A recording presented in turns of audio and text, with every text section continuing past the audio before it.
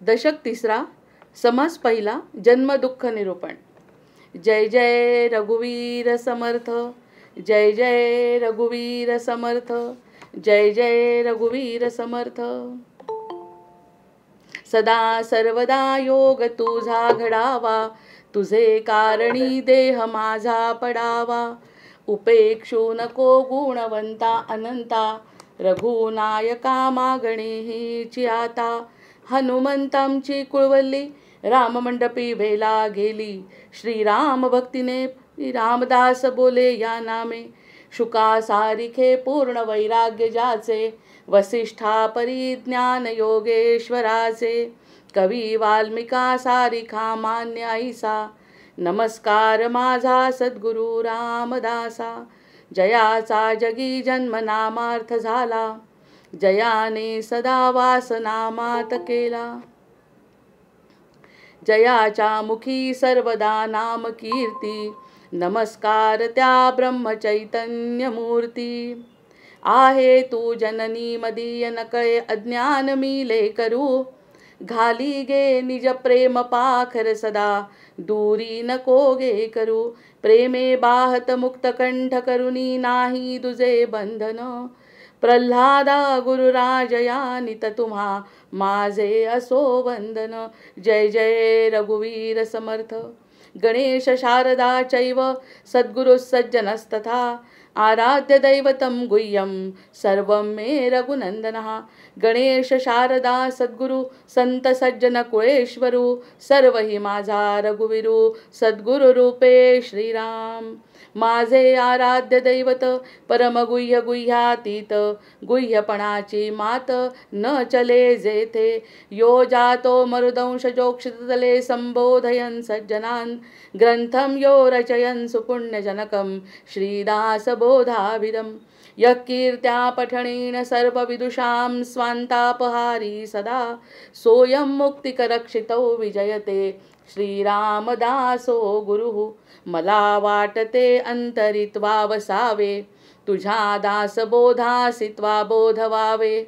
अपत्यापरी पाववी प्रेमग्रासा, महाराजया सद्गुरु रामदासा। ब्रह्मानंदं परमसुखदं केवलं ज्ञानमूर्तिं, द्वन्द्वातीतं गगनसदृशं तत्त्वमस्यादिलक्ष्यम्। एकं नित्यं विमलमचलं सर्वधी साक्षिभूतं, भावातीतं त्रिगुणरहितं सद्गुरुं तन्नमामि। गुरुर्ब्रह्मा गुरुर्विष्णु गुरुर्देवो महेश्वरः, गुरुः साक्षात् परब्रह्म तस्मै श्री गुरवे नमः। अनेन प्रियतां देवो भगवान् जानकीपतिः, श्रीरामचन्द्र पूर्वेषामस्माकं कुलदैवतं। श्रोता वक्ता श्रीराम समर्थ, जय जय रघुवीर समर्थ, जय जय रघुवीर समर्थ, जय जय रघुवीर समर्थ। दशक तिसरा सुरू करताना समास पहिल्यासाठी आपण थोडंसं त्याची पार्श्वभूमी लक्षात घेतली आहे। कारण की आपला जन्म जो आहे तो सुख आणि दुःख यांनी एकत्रितपणे आपल्याला भोगायचा आहे। सुखही पूर्ण राहत नाही आणि दुःखही पूर्ण राहत नाही। पण आपण काय करतो, आपल्या सुखाच्या कल्पना वेगळ्या असतात। आपल्याला देह जो वाटतो, आपला जो देह तो खरा आहे आणि देहाच्या संबंधित ज्या काही गोष्टी आहेत त्या सगळ्या खरा वाटतात। मुळात आपला देह खरा वाटतो, देहावर नितांत प्रेम असतं आणि त्या देहाच्या संबंधित असलेल्या दृश्य वस्तू आपल्याला खऱ्या वाटतात। आणि त्यामुळे खरंच आहे, ही काही चूक नाही आहे, पण अशा गोष्टी घडतात त्यामुळे आपण भलतंच ध्येय समोर ठेवतो आणि आपलं जीवन मग त्याप्रमाणे व्यतीत करतो आणि जास्तीत जास्त काळ त्या सुखाच्या मागे लागतो। आणि मग लक्षात येतं सुख सुख म्हणत आहे दुःख ठाकोनी आले। आणि सुखाच्या मागे लागल्यानंतर काही काळ सुख मिळालं, पण ते सुख टिकलं नाही। आणि ते न टिकल्यानंतर जेव्हा दुःख येतं तेव्हा त्या सुखाचा काहीही कल्पना आपल्या मनात शिल्लक राहत नाही आणि नुसतं दुःख आपल्याला जाणवत राहतं। सुखामध्ये इतका आनंद जितका मिळाला नाही, जेवढ्या दुःखाने आपल्याला खूप त्रास होतो आणि मग ह्या सगळ्या गोष्टींचा वेगळ्या दृष्टीने विचार करणं भाग पडतं। म्हणून जेव्हा जन्म झालाय आपला, तेव्हा भगवंतानी ना एक ध्येय दिलं होतं आपल्याला। जेव्हा जन्माला येतो त्यावेळी एक विशिष्ट ध्येय आपल्याला कानात सांगितलं आपल्या हृदयात सांगितलेलं आहे की ते ध्येय जर पूर्ण झालं तरच तुम्हाला सुख मिळेल, अन्यथा जिथे मी तुम्हाला पाठवत आहे त्या ठिकाणी तुमचं मन रमेल पण त्यातून तुम्हाला खरं सुख मिळणार नाही. हे आपली त्याची पार्श्वभूमी आहे. म्हणून ही पार्श्वभूमी कळली तर मग जन्म दुःख निरूपण न वाटता त्यावरती आपण व्यवस्थित विचार करू शकतो. आणि त्यासाठी 3 वैशिष्ट्य नरजन्माची त्यांनी सांगितली आहेत समर्थांनी. ज्या ठिकाणी सुरुवात करताना की मीपणाची जाणीव असते आपल्याला, मी कोण आहे याची जाणीव असते आपल्याला, भलेही ती चुकीची असेल, सुरुवातीला आपल्याला ते समजत नसेल, पण तरी ती जाणीव आहे किमान, जी इतर योनींमध्ये नाही ती जाणीव. हे जरी आपल्याला समजलं तरी आपण त्या दृष्टीने विचार निश्चित करू शकतो की खरंच या ठिकाणी जर आपल्याला सुख मिळालं नाही, या ठिकाणी जर समाधान मिळालं नाही, तर मी कोण आहे याची जाणीव निर्माण होते. आणि दुःखातूनच या गोष्टीची जाणीव निर्माण होते, सुखातून होत नाही. कारण सुखामध्ये जीव रमून जातो, हे सुख खरं आहे असं वाटतं. त्याच्यामुळे पहिलं वैशिष्ट्य आपण काल सांगितलं ते म्हणजे मीपणाची जाणीव. दुसरं पण वैशिष्ट्य अतिशय महत्त्वाचं आहे, ते म्हणजे काळाचं ज्ञान आहे आपल्याला, की कधी ना कधी आपल्याला मरण येणार आहे, या देहाचं मरण होणार आहे, हा जीव हा देह शाश्वत नाही हे सुद्धा आपल्याला कळतं आहे. आणि ते कळल्यामुळे तरी किमान कमीत कमी त्या दृष्टीने प्रयत्न आपण करू शकतो. ह्या 2 गोष्टी. आणि तिसरी म्हणजे भगवंताची जिज्ञासा आहे.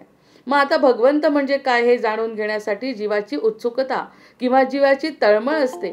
या 3 गोष्टी जेव्हा आपल्या लक्षात येतात ना, तेव्हा मग आपल्याला जन्म दुःख निरूपण न वाटता आपल्याला त्यावरती आत्मपरीक्षण, कारण स्वगुण परीक्षा हा समास सुरू झालाय. स्वगुण परीक्षेमध्ये अ, ब, क, ड असे 4 समास आहेत. त्यामुळे त्या 4ही समासामध्ये समर्थ आपल्या मनाची तयारी छान करून घेतील. त्या ठिकाणी त्यांनी म्हटलंय, जर आपल्याला या 3 गोष्टी दिल्या, याची जाणीव जर आपल्या मनात पक्की आजच केली, तर आपण जन्म दुःख निरूपण वाचत असताना दुःखाचा विचार न करता दुःख रहे दूर जब सुख की हो साधना असं म्हणून त्यांनी या सुरुवातीला आपल्याला 3 वैशिष्ट्य सांगितली आहे. त्या वैशिष्ट्याचा आधार घेत घेत आपल्याला या समासाचं समजून घेण्याचा आपण प्रयत्न करू. ज्या ठिकाणी दुःख दुःख दुःख असं जेव्हा ते म्हणतात, त्यावेळी ताबडतोब आपण दुःखावर स्थिर न होता आपण त्या गोष्टीमध्ये दुसरा विचार करून ताबडतोब साधनेला सुरुवात करायची. म्हणजे या 3 गोष्टींची वैशिष्ट्य जी आधी सांगितली त्या वैशिष्ट्यांना धरून आपण आपला काहीतरी विचार करू हे निश्चित आहे. त्यासाठी सुरुवातीला आपण सांगितलं की सगळ्यात महत्त्वाची देणगी आपल्याला दिली आहे. नरदेह दिला ही गोष्ट विशेष नाही, नरदेह दिला ही गोष्ट विशेष आहे, देह दिला ही गोष्ट विशेष नाही. कारण देह सगळ्यांनाच मिळतोय. आहार निद्रा भय मैथुन म्हणजे हे सगळ्यांना लागू आहे. पण त्या ठिकाणची जी मीपणाची जाणीव, काळाचं भान आणि भगवंताची जिज्ञासा या 3 गोष्टी फक्त नरदेहातच मिळतात. त्यामुळे जन्म दुःख निरूपण याविषयी विचार करताना त्या दुःखाचा विचार करण्यापेक्षा आपण या 3 वैशिष्ट्यांनी आपल्याला कशी देणगी आपल्याला मिळाली आहे असा विचार करून आपण या समासाला सुरुवात करू.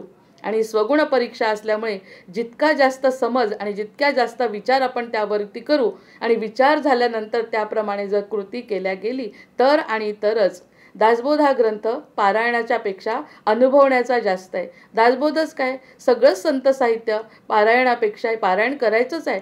पारायण करत असताना त्यातून आपल्याला जर काही अनुभूती आली तर तो एक क्षण अतिशय महत्त्वाचा आहे. त्यासाठी आपल्याला हे समजावून सांगता येते. जन्मजीवाची अवदसा काल झालाय. जन्मजीवाची अवदसा, जन्मकल्पनेचा ठसा, जन्म लांबेचा वळसा, ममता रूप. आपल्याला जो ठसा पडतोय, ठसा म्हणजे आपल्या मनामध्ये जे काही संकल्प निर्माण होतात, ज्या काही भावना निर्माण होतात, आपोआप निर्माण होतात. त्यावरती नियंत्रण आपण करू शकत नाही. जसा जन्म असेल, जशी आपली इच्छा असेल, तशा प्रकाराने आपल्या मनामध्ये भावना संकल्प निर्माण होणे साहजिक आहे. आणि संकल्प घेतल्याशिवाय कोणतीही कृती होत नाही हेही तितकंच खरं आहे. त्यामुळे याला मर्यादा आहेतच. या नरदेहामध्ये या सगळ्या मर्यादा, कर्तव्य करणे, कर्म करणे आणि त्यासाठी इच्छा असणे हे अगदी नैसर्गिक आहे. याला अनैसर्गिक असं काही म्हणता येत नाही. पण आपण त्यात किती गुंतायचं हा एक महत्त्वाचा विषय या ठिकाणी आपण विचार करायचा आहे. की जन्म म्हणून जीवाची अवदसा, बिचारा मुक्त असतो जीव. त्या ठिकाणी म्हटलंय त्यांनी अव्यक्त असतो ना जेव्हा तो जीव, म्हणजे तो आपल्या आत्मधला चैतन्य ते अव्यक्त स्वरूपामध्ये कुठेतरी असतं. त्या प्रमाणामध्ये वासनेमध्ये असा देह जर त्याला मिळाला तो त्यामध्ये येतो. पण तो जसा तो देहामध्ये येतो त्याची ती अव्यक्त रूपातली मोकळीक जी असते ती संपते आणि देहाच्या आधाराने त्याला वागावं लागतं. तो तसा मुक्त आहे. ही गोष्ट एक नवीन संकल्पना आपल्या मनामध्ये ठाम पक्की रुजवायची की जीव हा मुक्त आहे. पण आपली वासना तशी झाली, त्यामुळे त्या वासनेमुळे त्यांनी त्या प्रकारच्या देहामध्ये प्रवेश केला. म्हणजे मूळ त्याचं स्वरूप कसं आहे की अतिशय मुक्त, पण मुक्ताला बांधून ठेवलाय कशामध्ये? देहामध्ये. मग असा जर आपण गोष्ट लक्षात घेतली की देहाच्या बंधनात जीव अडकलाय, मग अपूर्णत्व येत आहे. मूळ जीवाला अपूर्णत्व नाही. म्हणजे जीव सनातन आहे, जीव परमेश्वराचा अंश आहे. ती एकटी हवा जर निघून गेली तर आपल्या देहामध्ये काहीही शिल्लक राहत नाही. म्हणजे त्या हवेवर, त्या जीवावर, त्या श्वासोश्वासातल्या वाऱ्यावर आपण लक्ष केंद्रित केल्यानंतर मग समजतं की देहाला किती महत्त्व. जोपर्यंत आपण देहाचा विचार करू तोपर्यंत काल सांगितलं तशी ती चुकीची शृंखला, अपूर्णत्व आहे.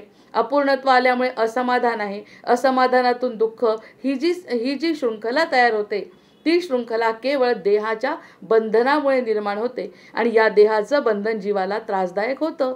आणि जीवाला जर ते बंधन त्रासदायक झालं तर जीव तळमळतो. मग त्याची ही तळमळ केव्हा शांत होऊ शकते? मुक्त असलेला जीव, मुक्त असलेल्या परमात्म्यामध्ये विलीन होण्याची ज्याची जी धडपड असते, ती जर आपल्या देहाने पूर्ण करायचा प्रयत्न केला तर तो या क्षणी सुद्धा, या देहात सुद्धा आनंदाने वास करतो, आनंदाने वास करू शकतो. कारण देहामध्ये जे बंधन आहे ते बंधन त्याला आवडत नाही. तो म्हणतो मला मोकळं वागायचं आहे, तो मला म्हणतो सगळ्यांना परोपकार करायचं आहे. जसं झाडाकडे बघितल्यावर झाड जसं देतं. आज एक आता म्हशीचा व्हिडिओ पाहिला, ज्या ठिकाणी किती मुका जीव आहे, ज्याला अगदी मूर्ख समजतो, ज्या त्या जीवाला आपण कोणत्याही प्रकारचं कोणताही दर्जा आपण त्याला देत नाही. बरं, या म्हशीला, गाईला सगळा दर्जा मिळालाय, म्हशीला देत नाही. पण जेव्हा ती एखाद्या ठिकाणी चरायला जाते, चरायला गेल्यानंतर एखादं चांगलं गवत किंवा चांगली जर चव तिच्या मुखाला लागली तर ताबडतोब ती तिच्या मालकाकडे बघते म्हणे. आणि मालकाला अशी थांबते, चावता चावता घास चावता चावता थांबते आणि मालकाकडे बघते की मालकानी परमिशन देतोय ना, मालकाची परवानगी आहे ना हे खायला, कारण हे मला नेहमीचं गवत वाटत नाही, कशाचं तरी धान्य म्हणजे चांगलं काहीतरी माझ्या तोंडात गेलेलं आहे हे तिला जाणवतं. आणि त्याच क्षणी ती आपलं खाणं थांबवते आणि मालकाकडे बघते. म्हणजे इतकी जर ज्ञान आहे, उदारता. म्हणजे त्या ठिकाणी तिला माहिती आहे पुढे जाऊन जर हे खाल्लं चुकून जरी आपण तर मालक आपल्याला मारेल, हे कशाला खाल्लं, म्हणजे वेगळी चव लागली तर आपल्याला थांबायचं आहे. हे जसं त्या म्हशीला समजतं, तसं काहीतरी वेगळं आहे हे जर आपल्याला समजलं, त्या ठिकाणी मालकाकडे म्हणजे आपल्या भगवंताकडे बघून स्थिर व्हायला पाहिजे. आणि भगवंताची परवानगी आहे का, असा संबंध आपण आपला स्वतःची दृष्टी उघडी ठेवून जोडता आला पाहिजे. जे मूक पशु करतात त्यांच्या स्वार्थासाठी, की भगवंतांनी, त्या मालकाने आपल्याला मारू नये यासाठी करतात, मग आपल्याला भगवंतांनी प्रेम करावं यासाठी तरी निदान लक्षात आलं की चुकतंय काहीतरी तर त्या ठिकाणी वळायला पाहिजे.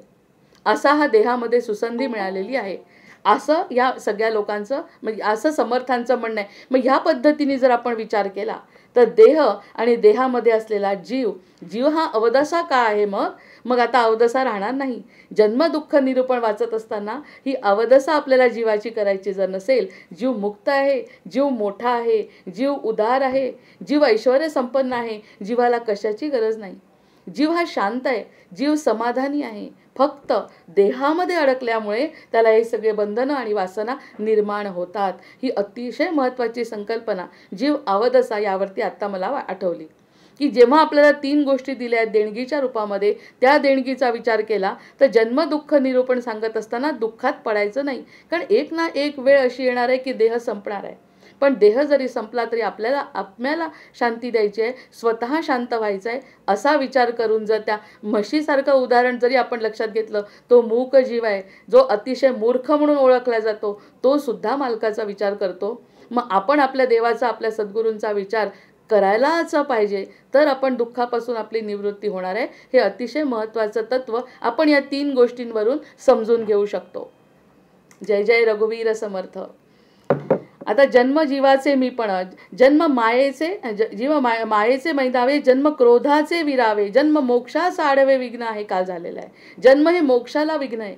आपण जन्माला आलो म्हणजे त्या जीवाला एका कोणत्या तरी देहामध्ये अडकलो आणि त्या देहाच्या सगळ्या वासना, त्या वृत्ती, त्या इच्छा सगळ्या त्या देहाला चिटकल्या आणि त्या देहाला चिकटल्यानंतर तो देह तेच करण्याची इच्छा करतो. कारण ते देहाची माईक जी बुद्धी आहे, ही जी बुद्धी आहे ती त्याला देहाला तसं करण्यासाठी भाग पाडते आणि देह तसं करतो आणि त्यातून मग जीवाला त्रास होतो. हा अतिशय महत्त्वाचा संकल्प संदेश आपल्याला या ठिकाणी मिळू शकतो. जन्म जीवाचे मीपण. जन्म जो होतो ना तो जीवाला मीपणा देतो. मीपणा हवंय का? त्रास झाला अर्जुन म्हणतोय की मला माझ्यामुळे मी अर्जुन जेव्हा म्हटलं तेव्हा त्रास झाला, पण जेव्हा मी श्रीकृष्णाचा झालो तेव्हा मला कोणत्याही प्रकारचा त्रास होत नाही. म्हणजे मी श्रीकृष्णाला जर मी शरणागत झालो तर मला त्रास होत नाही. मग जन्म जीवाचे मीपण. जन्म झाल्याबरोबर मी हा, मी तो, मी ह्याची, मी त्याची, मी हे माझं माझं माझं हे सगळं जन्मामुळे लागतंय. जर जन्मच नसता झाला तर तो जीव मुक्त होता. तो मुक्तमधला जीव कण आपण पकडलेला आहे, हे महत्त्वाचं आहे. जन्म जीवाचे मीपण. मग जन्म अहंतेचा गुण. मग त्यामुळे अहंता येते. खरंच आहे, समजणार नाहीच आहे. आता जन्माच्या आधी आपल्या आईच्या पोटामध्ये जर ती गोष्ट समजली असेल आपल्या गर्भावस्थेत, तर ती गोष्ट कशी लक्षात राहणार आहे? कारण गर्भातून बाहेर पडल्याबरोबर आपल्याला ताबडतोब आपली प्रेमळ आई दिसते, आपलं कुटुंब दिसतं, आपलं वाढणारं शरीर दिसतं आणि वाढणार चालताना आपल्या पायाची किंमत आपल्याला कळते. आपण डोळ्यांनी बघतो. मग हे सगळ्यातून कसा मुक्त होणार आहे आपण?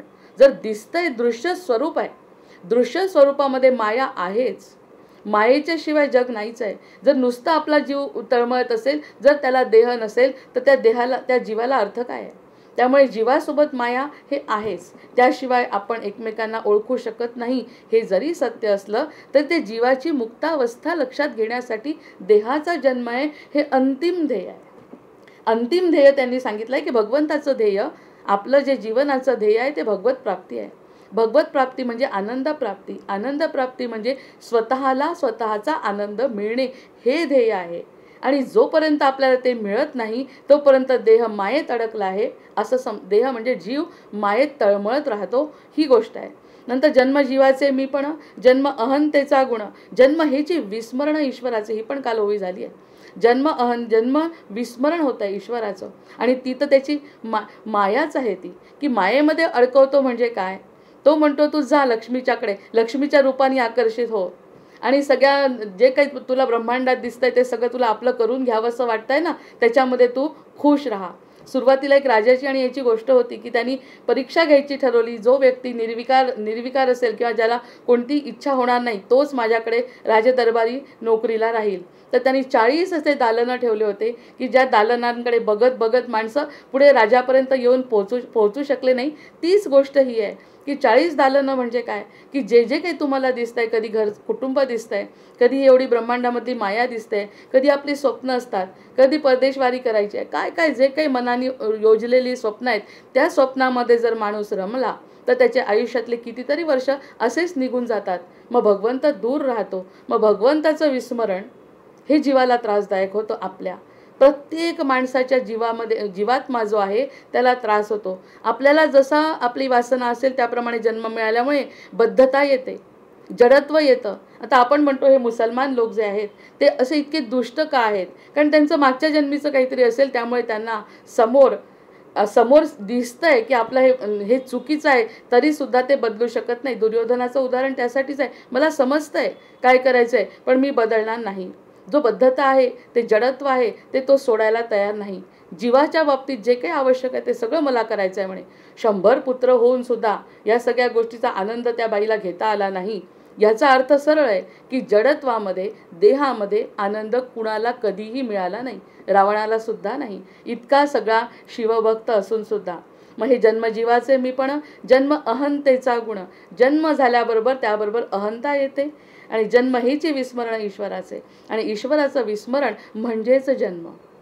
नाही तर मुक्त नाही का होणार जीव? आता जर आपण या क्षणी विचार केला की आपल्याला कोणतीही वासना नाही, कोणतीही इच्छा नाही, भगवंता तू दिसावा फक्त.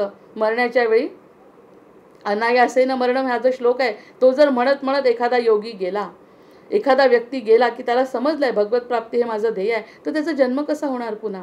जन्म होण्यासाठी वासना लागते ना.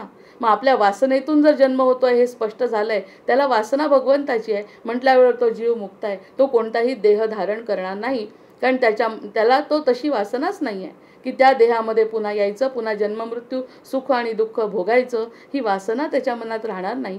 त्या जीवाला मुक्तता मिळेल. मग त्यांनी म्हटलंय की हे जे विस्मरण व्हायला नको. विस्मरण होणे म्हणजे जाताना आमचा एक अगदी जवळचा अनुभव असा आहे की ज्यांनी जाताना समजलंय त्यांना सगळं की आपलं जीवन आता संपलंय, पूर्ण संसार केलाय, गृहस्थाश्रम सांभाळलाय, नातू पणतू सगळं असून सुद्धा जाताना सांगितलंय कोरोना काळामध्ये प्रत्येकाला व्हिडिओ कॉल करून की आता मी जातोय, कोणीही रडू नका. यावेळी ते स्थिर होते मनाने की अगदी फोन करून प्रत्येकाला हाताने दाखवलंय. म्हणजे योगी नाही का? संसार करून गृहस्थाश्रम जर ते ज्ञान झालं की आपल्याला आपलं ध्येय काय आहे, हे ध्येय हे संसार करणं हे आपलं ध्येय नव्हतं. एक क्षण जरी आणि अगदी याच्या विरुद्ध विचार केला, खूप खूप आपल्याला सुख आहे, खूप सुख आहे आणि आयुष्याच्या शेवटी एक क्षण जरी दुःख झालं हे माझं राहिलं तर आपलं जीवन व्यर्थ गेलं ना. त्यापेक्षा खूप दुःख भोगलं आणि शेवटच्या क्षणी जर आपण वेगळ्या पद्धतीने ध्येय आपलं जर प्राप्तीसाठी जर आपला प्रयत्न असेल तर आपला जन्म सफल झाला. या दोन्ही गोष्टी त्यांनी अगदी व्यवस्थित आनंदाने, कोणत्याही प्रकारचं दुःख नाही, म्हणजे ते नक्की याची देही याची डोळा, मुक्तीचा सोहळा त्यांनी स्वतः अनुभव. असे लोक आपण बघतो आणि असे लोक बघितल्यावरती समजतं की विस्मरण होणं ईश्वराचं हा सगळ्यात मोठं पाप आहे. त्यापेक्षा ईश्वराचं स्मरण करायचं, ईश्वराला शरण जायचं. ह्या जर दोन गोष्टी असतील तर आपला जीवन सफल झाला. मग दुःख असो किंवा सुख असो, सुख किंवा दुःख याचा संबंध आपल्या जीवाशी येणार नाही. अतिशय महत्त्वाच्या कालच्याच ओव्या जास्त झाल्या, कारण की ते 3 वैशिष्ट्यांसकट दुःख निरूपण सांगत असताना सुखाचं निरूपण करावं अशी इच्छा असते. जन्मविषयांची आवडी. एकदा का जन्म झाला की विषयांमध्ये आवड निर्माण होते. एकदा का जन्म झाल्याबरोबर लागलीच आपल्याला छोटा छोटा चांदवा जरी आईने लावला तर त्या चांदव्याकडे मन आकर्षित होतं त्या बाळाचं आणि त्याकडे बघत बघत तो मनाच्या संकल्पना तयार करतो. आपल्याला आईजवळ राहायचं आहे, आई किती प्रेम करते, हा आपला भाऊ आहे, ही आपली बहीण आहे, हे असं सगळं या छोट्या छोट्या गोष्टी विषयांमध्ये आवडी निर्माण होते. आता याच्यात आपली चूक आहे का? अजिबात नाही. कारण असं घडणार आहे, मायेमध्ये आधी तो टाकणार आहे, आधी मायेमध्ये, पण नंतर एकदा तरी अनुभव घ्यावा. कमीत कमी या मायेमध्ये काय मिळालं याचा विचार करून कोणत्या ना कोणत्या तरी क्षणी जागृत व्हावं, ध्येयप्राप्ती करून घ्यावी. असा हा मोठा प्लान भगवंताचा आहे. जन्मविषयांची आवडी, जन्म दुराशेची बेडी. आणि दुराशा कोणती तरी वेगळीच आशा आपल्या मनामध्ये असते, त्याचं बंधन आपण आपल्या स्वतःला बांधून घेतो. म्हणजे सुरुवातीला सांगितलं की सुख दुःख असं वाटतं माझ्या भोवती आहे, तर आपण म्हणतो की वेगळ्याच ध्येयाच्या मागे आपण लागतो. खरंच 70-80 वर्ष वयाची निघून जातात, खरंच वयाची 70-80 वर्ष निघून जातात. हे करायचं आहे, ते करायचं आहे. आपण रिटायर जरी झालो तरीसुद्धा घरामध्ये काहीतरी आपली आवश्यकता आहे, असं करून आपण भगवंताकडे आकर्षित होत नाही. म्हणजे दुराशेची बेडी, वेगळीच आशा मनामध्ये असते आणि ती बेडी मनाला लावून घेतो. मनाची बेडी आपल्याला लावून घेतो. जन्मकाळाची काकडे भक्षित आहे आणि इकडे काळ आपला निघून जातोय. अगदी 25 वर्षापूर्वीचं आठवल्याबरोबर डोळ्यात पाणी येतं की अरे त्यावेळी होती संधी, किंवा आपल्याला समजलं कसं नाही, आपण किती आनंदात होतो किंवा किती दुःखात होतो. या सगळ्या गोष्टी अगदी आत्मपरीक्षणाने आणि साक्षीभावाने बघता आल्या की आपली सुरुवात होते भगवंताच्या प्राप्तीकडे.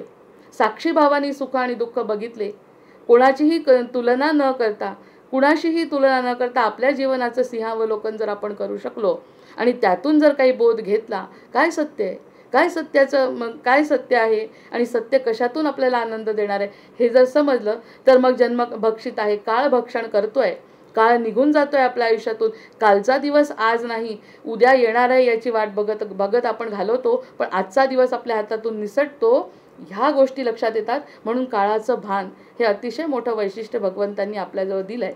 मग जन्म हाची विषमकाळ, विषमकाळ होता, जन्म झाला. जन्म हीच वोखटी वेळ. ही वेळ जी आहे ना ती चुकीची म्हणण्यापेक्षा वेगळी आहे. ज्या जन्माच्या वेळी मुहूर्त बघण्यापेक्षा, मुहूर्त कोणत्या वेळी कोणता काय जन्माला आलं त्यापेक्षा जे समोर आहे त्याकडे जर बघता आलं तर तो ओखटी वेळ नाही, नाहीतर ती विषम वेळ आहे. जन्म हा अति कुश्चिळ नरकपतन. समर्थांनी स्पष्ट शब्दात म्हटलंय की जन्म, मग ते स्वतःचा जन्म नरकाचा आहे का त्यांचा? नाही. म्हणजे याचा अर्थ जर आपण तसा विचार केला नाही तर नरकपतन झालं असंच समजायचं की अशा प्रकारचा देह आपल्याला मिळाला आणि देहामध्ये जर आपण अडकलो, देहाच्या संबंधित कृती, देहाच्या संबंधित मन, मती या सगळ्या गोष्टी जर आपण करत राहिलो तर नरकपतन आहे. कारण पाप पुण्याचा हिशोब सारखा होतो तेव्हा नरदेह मिळतो. नाही तर पाप जास्त असेल तर आपल्याला पशुयोनी मिळते, पुण्य जास्त असेल तर स्वर्गात जातो. या सगळ्या गोष्टींचं जेव्हा बरोबरी होते तेव्हा आपण भूलोकावरती येतो. मग भूलोकामधलं सौख्य बघण्यासाठी देव का तरसतात, याचं उत्तर आपण आपल्याला शोधायचं आहे. इथलं भजन पूजन कीर्तन बघत असताना, इथली वारी बघत असताना वरचे आकाशातले देव म्हणे पुष्पवृष्टी करतात. कारण काय, की त्यांना हा आनंद तिथे मिळत नाही, ते मुळातच आनंदात आहे. काश्मीरला राहणाऱ्या लोकांना काश्मीरचा आनंद मिळतो का तितका? नवरात्रामध्ये आपण देवीला जातो, आमचं अमरावतीचं माहेर आहे नवरात्रीचं, इतर वेळी आम्ही तिथे राहणाऱ्या लोकांना तितका आनंद मिळतो का जे दुरून येतात आणि दर्शन घेतात? याचं सतत जर आपल्याला ती गोष्ट मिळत गेली, सुख का असे ना तरी त्याचं आपल्याला कौतुक वाटत नाही. तसं होत आहे की जर एखादी गोष्ट सतत मिळाली सुखाची सुद्धा, त्या सुखाला सुद्धा असं वाटतंय की आपल्या या भूमीवरती यावं, या भूमीवरती येऊन त्या सुखाचा अनुभव घ्यावा. कारण अति सुखात असल्यामुळे भगवंताच्या मध्ये तल्लीन होणारे भक्त बघून देवांना सुद्धा आनंद होतो. आणि नरकातचा प्रश्नच नाही, नरकातल्या लोकांना तर ही गोष्ट समजतच नाही. मग आपलं पाप पुण्य बरोबर आहे तेव्हा हा नरदेह मिळालाय, सर्वश्रेष्ठ असा नरदेह मिळालाय, सर्वश्रेष्ठ असं कुळ मिळालंय, सर्वश्रेष्ठ अशी बुद्धी मिळाली आहे, सर्वश्रेष्ठ अशी संधी मिळाली आहे. मग याला नरक कसं म्हणायचं? रामदासांसारखे गुरु मिळाले आहेत. मग असं झाल्यानंतर ते जे म्हणतात नरकपतन, त्याचा अर्थ घ्यायचा आहे. जर असं मिळालं असं जाणवलं नाही तर बाकी नरकाचं द्वार आहे. जोपर्यंत आपण असा विचार करू शकत नाही, आणि विचारांनी इतकं देखणं काही नाही. विचार हे सगळ्यात आपल्याला तारणारे किंवा मारणारे आहेत. त्यामुळे असा विचार करत असताना नरक आहे का स्वर्ग आहे, स्वर्ग पण नको नरक पण नको, आहेत तिथेच आपण भगवंताचे होऊन राहणं, हे नरदेहामध्ये आपण करून घ्यायची ध्येयप्राप्ती आहे. हे अतिशय साधं, कारण जीव वेगळा आणि देह वेगळा असा विचार करून जीवाला शांत करायचं आहे. देहाला शांत करणं केवळ अशक्य आहे, कुणालाही देहाला शांत करणं शक्य नाही. कारण आज सकाळी खाल्लेलं भरपूर पोट भरलं, अगदी उलटी होईपर्यंत जरी खाल्लं तरी संध्याकाळी पुन्हा भूक लागते. या सगळ्या गोष्टी जर आपण बघितल्या, देह कधीही तृप्त होणारा नाही. अगदी मरायला टेकला तरी पण मला जिलबी दे असं म्हणणारे लोक आपण बघतो. कारण देहाच्या वासना संपणाऱ्या नाहीत, मनालाच त्यावर नियंत्रण करावं लागणार आहे. असं जर करत असेल तर नरकपतन कसं असेल? मग नरकपतनावर बोलत असताना नरकाचे दुष्परिणाम आपण बोलतोय.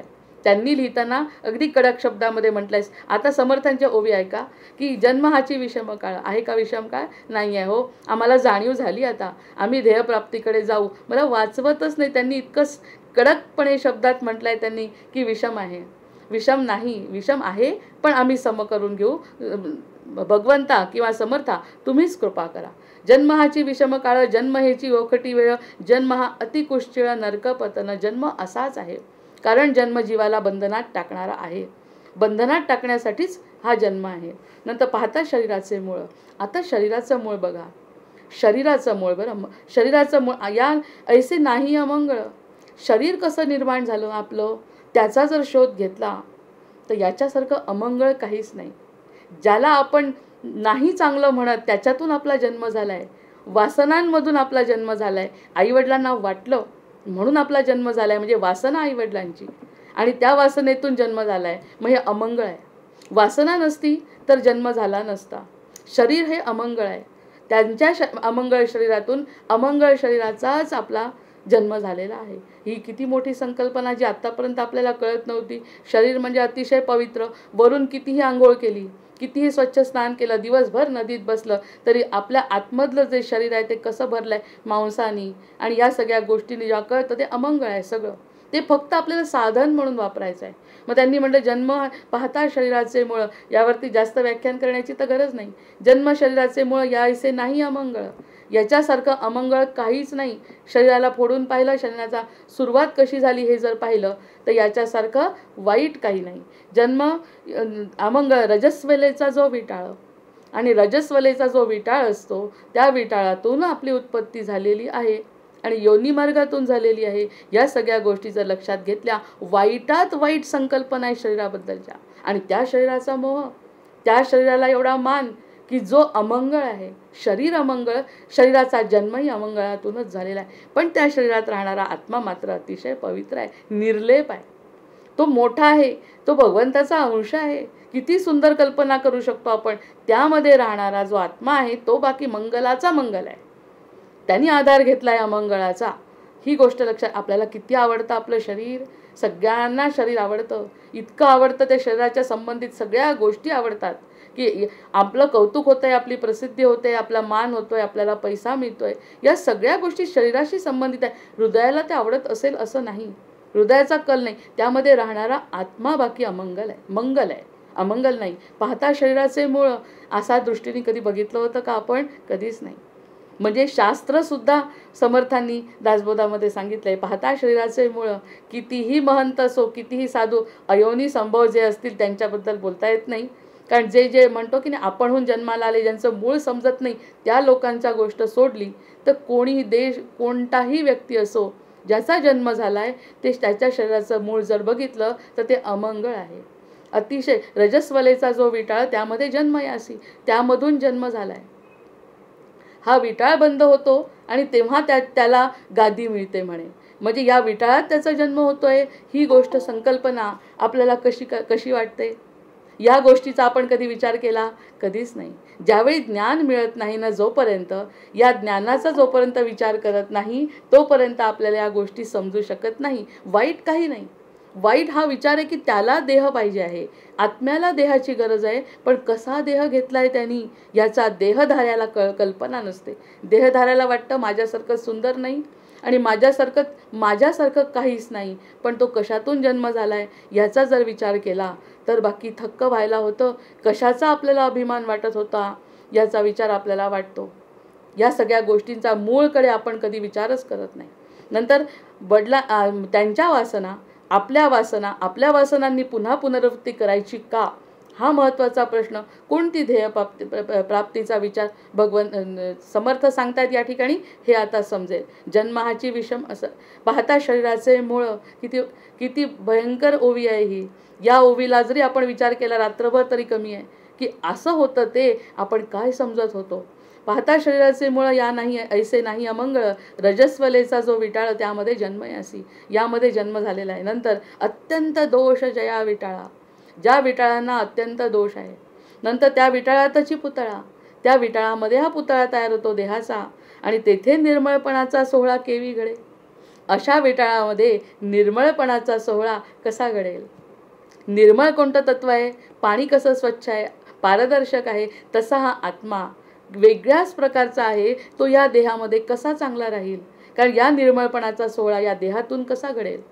देहात आला, देह सोडून दिला, तो वर गेला, होता तो पकडला देहानी, आणि देह सोडल्यानंतर तो निघून गेला. हा संबंध देहाचा आणि आत्म्याचा आहे.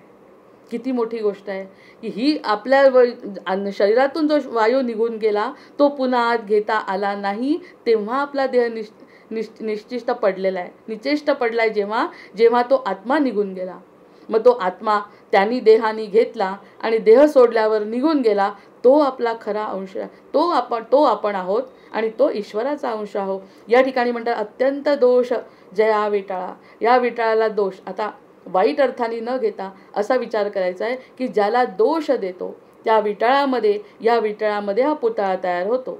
आणि हा पुतळा तयार झाल्यानंतर तेथे निर्मळपणाचा सोहळा केवी घडे.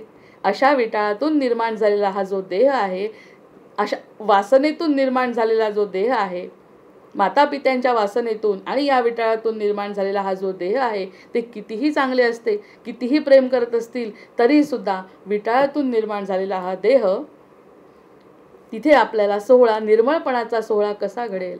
घडू शकणार नाही. पण त्यासाठी देहाची गरज आहे हेही निश्चित आहे. म्हणून अधोरेखित आपण हळूच म्हणायचं आहे की देह असल्याशिवाय आत्म्याला गती कशी मिळेल? आत्मा नुसता कसा काम करेल? म्हणजे तो स्वतः या ठिकाणी आला आणि बंधनात अडकला. बंधनातून मुक्ती करण्यासाठी आपल्याला हा जन्म दिलेला आहे. हा अतिशय कोणत्याही काळी कितीही पापी असो, कितीही चुकलेला असो, तरीही त्यांना यातून आपल्याला कोणत्याही क्षणी वाल्याचा जर वाल्मिकी होऊ शकतो. याच्या इतकी पापं सरळ मारून टाकायचं तो लोकांना. त्यांनी 7 नरांजण भरलेत मारण्याचे. घरी गेला आणि विचारलं का रे बाबा, माझ्या पापामध्ये कोणी सहभागी आहे का? कोणीही सहभागी नाही. जेव्हा म्हटलं खाडकन जागा झाला, म्हणजे देहाचा संबंध त्या ठिकाणी संपला. गुरु भेटले आणि गुरूंनी सांगितलं असं असं करायचं आहे, तसा तो गुरु विसरूनही गेले तरी तो करत राहिला आणि मुक्त झाला. आता ह्या ज्या गोष्टी आहेत त्या सगळ्या गोष्टी, मग हा विटाळ होता, विटाळत होता, चुकी केली आणि भयंकर मोठे गुन्हे त्यांनी केले, पण तरीसुद्धा तो पुढे त्यांनी रामायण लिहिलं म्हणजे सर्वसाधारण सुद्धा नाही घडला. रामाच्या जन्मापूर्वी त्यांनी रामायण लिहून काढलं आहे. अशा प्रकारची आपल्याला पूर्ण प्राप्ती होऊ शकते असं त्या उदाहरणावरून आपण घेऊ शकतो. रजस्वलेचा जो विटाळ, त्याचा आळोन झाला गाळ आणि तो त्याचा गाळ तयार झाला, त्या गाळाचेच केवळ शरीर आहे. आता या ठिकाणी आणखी त्यांनी स्पष्ट केलं आहे समर्थांनी की या रजस्वलेच्या विटाळाचं गाळ रूपामध्ये निर्माण झाल्यानंतर त्या ठिकाणी जो अंश निर्माण होतो आणि नंतर रजस्वलेचा विटाळ बंद होतो, म्हणजे त्या विटाळ म्हणजेच त्या जीवाचं घर आहे किंवा त्याच्यातच जीवाचा जन्म होतो हे स्पष्ट झाल्यानंतर त्याकडे मग आपण त्या शरीराला काय म्हणायचं, त्या शरीराला किती किंमत द्यायची आणि त्या शरीराकडून काय अपेक्षा करायची, त्या शरीराला चांगलं कसं करणार आहे, कारण त्याच्यावरती भार सगळा वाईटाचा विटाळाचाच आहे. वरी दिसे वैभवाचे आणि वरून आता आपल्याला अतिशय सुंदर, काय सुंदर देखणं रूप आहे, असे कुरळे केस आहेत, हे सगळं आपल्याला दिसतंय. कुरळे केस आहेत, डोळे मोठे मोठे आहेत, अतिशय छान सुदृढ असं शरीर आहे त्या बालकाचं, ते वरवर दिसतं. वरी दिसे वैभवाचे तर अंतरी पोतडे नरकाचे, पण आतमध्ये नरकाचं पोतड आहे भरलेलं. वरवरून दिसतंय त्याचं दृश्य स्वरूप असं आहे, पण आतमध्ये कशातून भरल्या गेला, कशाने भरला गेला आणि आता सुद्धा काय आहे. एखादं जरी आपल्या शरीराला कापल्यानंतर दिसतं, बघवत नाही शरीराकडे, वरच्या कातडीमुळे आपण लपल्या जातो, नाही तर आतमध्ये काय आहे. वरी दिसे वैभवाचे अंतरी पोतडे नरकाचे, जैसे झाकणे चर्मकुंडाचे उघडिता नाही. फक्त उघडता येत नाही, चर्मकुंडाचं झाकण फक्त वरती भगवंतांनी व्यवस्थित लावून दिलं आहे. या सगळ्या गोष्टी जेव्हा आतमध्ये काय घडतंय हे कळल्यानंतर किंवा आपला जन्म त्याचं मूळ काय आहे, मग त्यामुळे आपण काल थांबलो होतो की पाहता शरीराचे मूळ या ऐसे नाही अमंगळ, रजस्वलेचा जो विटाळ त्यामध्ये जन्मयासी. त्याला वाईट म्हटलेलं नाही, रजस्वलेला आणि विटाळाला वाईट म्हटलेलं नाही, पण जन्म घेण्यासाठी ज्या गोष्टी आवश्यक आहे ते शरीराचं कारण आहे.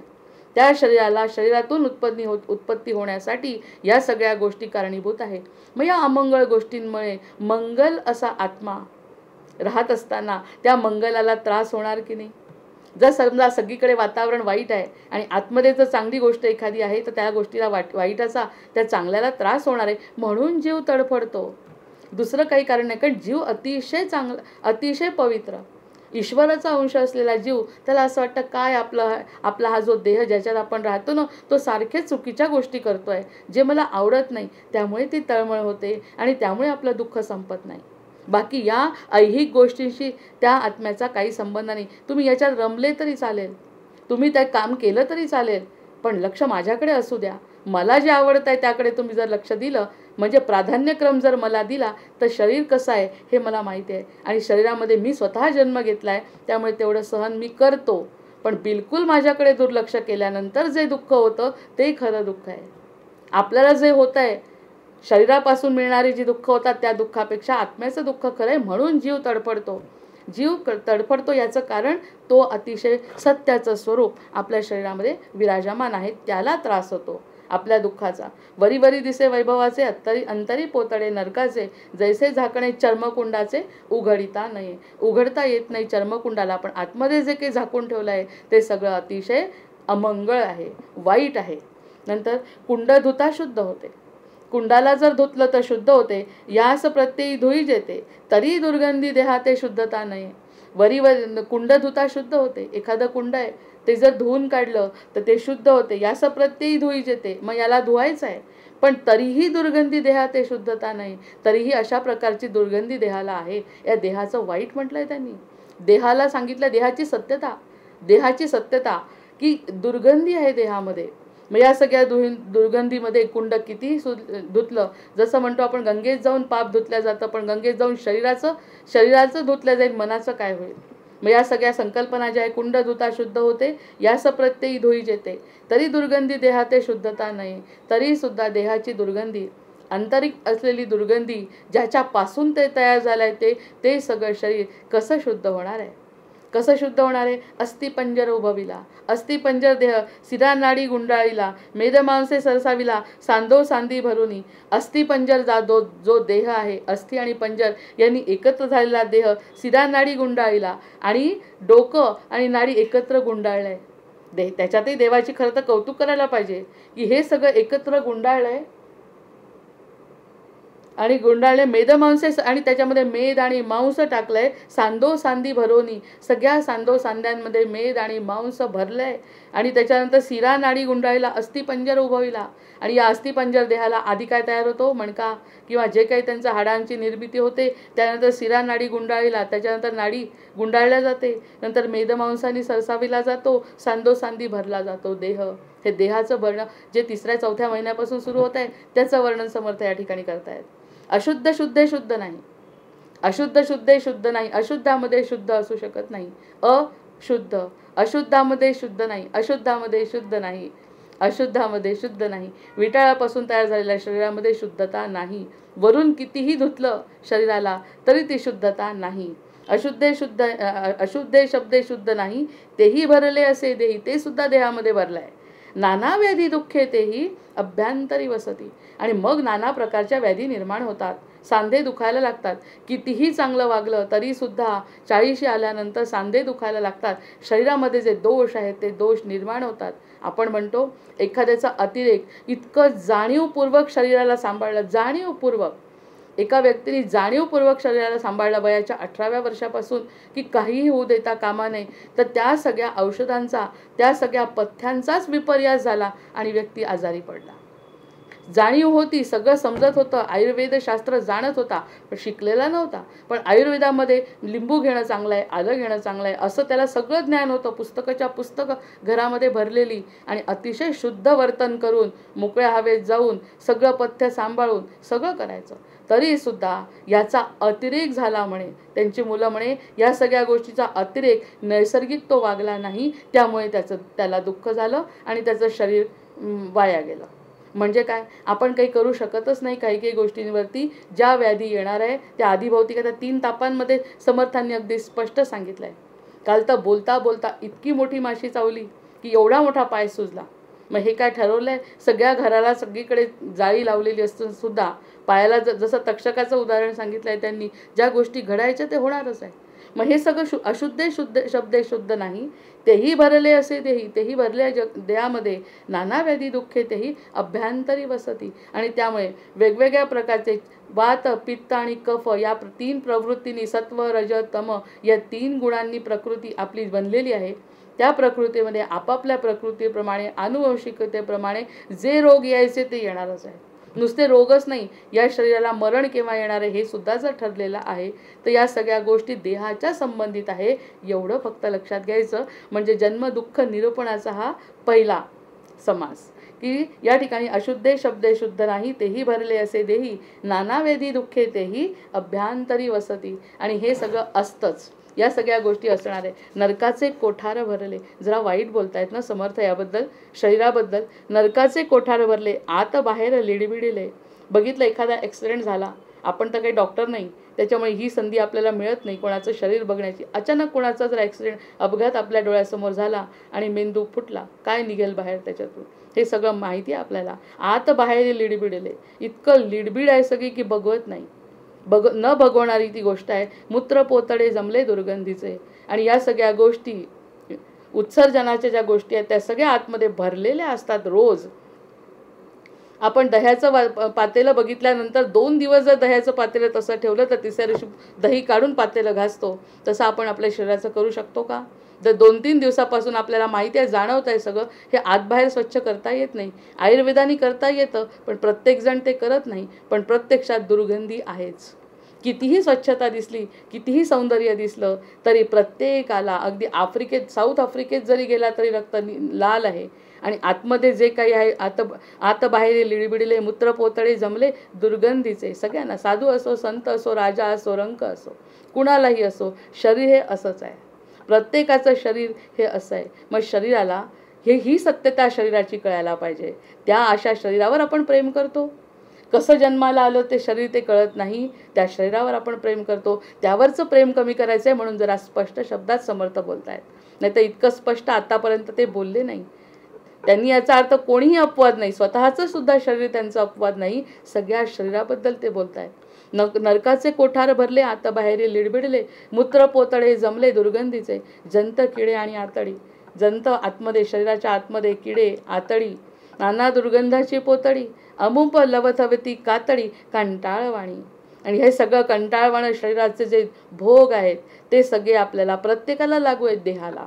तो कोणत्याही देहात जन्मला तरी सुद्धा सर्वांगास शिरप्रमाण, तेथे बळसे वाहे घ्राण, उठे घाणी फुटता श्रवण, ते दुर्गंधी निघावे. जर एखाद्या वेळेस दुर्गंधी जर असली तर ती सहन होत नाही. अशा प्रकारची दुर्गंधी शरीराची नरक यातना ह्याला सुद्धा म्हणतात, की ज्या ठिकाणी एखाद्या व्यक्तीला हा जो त्रास होतो, लोक येत नाहीत जवळ त्याच्या. व्यक्तीवर प्रेम नसतं का? व्यक्तीवर अतोनात प्रेम असतं, पण या दुर्गंधीमुळे, या शरीराच्या घाणीमुळे या सगळ्या गोष्टी घडतात. सर, डोळा निघती चिपडे, यावरती जास्त बोलायची गरज नाही. डोळा निघती चिपडे, नाकी दाटती मेकडे, प्रातःकाळी घाणी पडे, मुखी मळासारखी. अशा प्रकारची मळासारखी घाण आपण बघतो. मग या सगळ्या गोष्टी असून सुद्धा ह्या गोष्टींकडे लक्षच नाही आपलं. याचं कारण देहावर अतोनात प्रेम. माझा देह, माझे डोळे, माझे केस, माझी बुद्धी, माझा हात, माझा पाय, ह्या सगळ्या गोष्टींवरती लक्ष गेल्यानंतर आतल्या गोष्टींकडे, मूळ गोष्टींकडे लक्ष न गेल्यामुळे समर्थ खडबडून जागं करतायत आणि म्हणतात आपलं शरीर हे असं आहे. आणि तुमचं एकाचा अपवाद कसा असेल? सगळ्यांच्या शरीराबद्दल, देहाबद्दल जर बोलायचं असेल तर देहाचं हे असं घाणेरडं वर्णन आहे. मग याच्यावरती किती आपला जीव लावायचा हे लक्षात घ्या. डोळा निघती चिपडे, नाकी दाटती मेकडे, प्रातःकाळी घाणी पडे, मुखी मळासारखी. स्वतः लिहितायत ते. आणि अतिशय पवित्र असा देह असून सुद्धा ज्यांनी अगदी 13व्या वर्षी सुद्धा त्यांना जाणीव होती भगवंताची, तरी सुद्धा ते देहाचं वर्णन करताना सांगतात, लाळ थुंका आणि मळ, पीत श्लेष्मा प्रबळ, तयास म्हणती मुख कमळ चंद्रासारखे. हा विरोधाभास आहे. आमचं कमळासारखं मुखकमळ चंद्रासारखं आहे. आमचं मुखकमळ जे आहे ते चंद्रासारखं आहे, पण आतमध्ये काय आहे? लाळ थुंका आणि मळ, पीत. याचा वाईट अर्थ नाही घ्यायचा आहे आपण. पुन्हा पुन्हा मला असं जाणवत आहे की असं जेव्हा वाईट बोलतो ना एखाद्या गोष्टीबद्दल, इतकं ते वाईट नाही आहे हे समर्थ पुन्हा सांगतायत पुढे. ह्याकडे लक्ष नका देऊ, किंवा याकडे बघत असताना कसं बघा की मुखकमळासारखं कमळ म्हणत असताना आतमध्ये थुंका आहे. हे जेव्हा तुमच्या लक्षात येईल ना, तेव्हा तुमचं खरं स्वरूप तुम्हाला समजेल की ह्यामध्ये जीव का तळमळतोय. मग यासाठी का जीव तळमळतोय? यासाठी जे निघून जाणार आहे, जे घाणेरडं आहे, ज्याची उत्पत्तीच घाणीतून आहे, याच्यासाठी आपण तळमळतो नाही. आपण त्यासाठी तळमळतच नाही. आपला जीव वेगळ्याच कारणासाठी तळमळतो, आणि ती ध्येयप्राप्ती करणे म्हणजे मीपणाची जाणीव, काळाचे भान आणि भगवंताची जिज्ञासा. पुन्हा यावर आपण आलो की या 3 गोष्टी जेव्हा असतील तरच आपल्याला ह्या गोष्टी समजतील. नाहीतर आपण देहावरचं प्रेम अगदी मरेपर्यंत संपत नाही. मुख ऐसे कुश्चिळ दिसे, मुख ऐसे कुश्चिळ दिसे, पोटी विष्ठा भरली असे, प्रत्यक्षाचं प्रमाण नसे भूमंडळी. आता ह्याला काय सांगायचं? आतमध्ये जे काही घाण आहे त्या घाणीचं वर्णन त्या ठिकाणी समर्थ करतात. पोटी घालिता दिव्यान्न, इतकं चांगलं अन्न घालतो, इतकं चांगलं काजू किसमिस बदाम खातोय, असे सगळं पोटी घालिता दिव्यान्न. काही विष्ठा, काही वमन. काही विष्ठा होते आणि काही वमन करतो. जर पचलं नाही तर आपण वमन करतो, म्हणजे उलटीच्या द्वारे निघून जातं. काही विष्ठेच्या रूपात काय खाल्लं होतं चांगलं? वाईट थोडी खाल्लं होतं. वाईट न खाता दिव्यान्न अन्न खातो. अन्न हे पूर्ण ब्रह्म म्हणूनही खाल्लं, अगदी देवाचं नाव घेऊनही खाल्लं तरी सुद्धा त्याची विष्ठाच होते. विष्ठा होते नाही, फक्त विष्ठा नाही, 5 प्रकारचे जे आहेत ते सगळे त्याचे रस तयार होतात. पण एकूण घाणीबद्दल बोलता येते. त्यामुळे पोटी घालिता दिव्यान्न, काही विष्ठा काही वमन, भागीरथीचे घेता जीवन, त्याची होय लघुशंका. भागीरथीचं जरी पाणी प्यायलो, अगदी सगळ्या गंगेचं जरी पाणी प्यायलो तरी लघुशंकाच होणार आहे या पाण्याची आतमध्ये गेल्यावर शरीराच्या. म्हणून या शरीराला जास्त महत्त्व न देता त्यामध्ये असलेल्या जीवाला महत्त्व द्या. तो जीव त्यामध्ये राहतोय ना, त्याच्यावरती लक्ष केंद्रित करा. कारण देहाला महत्त्व दिलं तर देह हा असा आहे, सुरुवातीपासूनच तो घाणीतून जन्माला आलेला आहे आणि तो असा हळूहळू संपत जाणार आहे आणि पंचमहाभूतामध्ये विलीन होणार आहे. पंचमहाभूतामध्ये विलीन होत असणारा हा असा देह आहे. या देहावर आपण किती लक्ष द्यायचं आणि त्याचा विचार का करायचा? त्यासाठी 3 जे ध्येयप्राप्ती सांगितली आहे त्या 3 ध्येयप्राप्तींवरती लक्ष दिलं तर दुःख निरूपण न राहता सुख निरूपण आपण करू शकतो. याची जाणीव स्पष्ट शब्दामध्ये समर्थांनी या समासामध्ये करून दिली आहे. मी 2 ओव्या वाचते. पोटी एवं मळमूत्र आणि वमन, हेची देहाचे जीवन, येणेची देह वाढे जाण यदर्थी संशय नाही श्रीराम. पोटी नसता मळमूत्र भोक मरो न जाती सकळ लोक. झाला राव अथवा रंक पोटी विष्ठा चुकेना श्रीराम. निर्मळपणे काढू जाता तरी देह पडेल तत्वता. एवं देहाची व्यवस्था ऐसी असे श्रीराम. ऐसा हा धड असता यथाभूत पाहो जाता. मग ते दुर्दशा सांगता शंकावादी श्रीराम. जय जय रघुवीर समर्थ. जय जय रघुवीर समर्थ.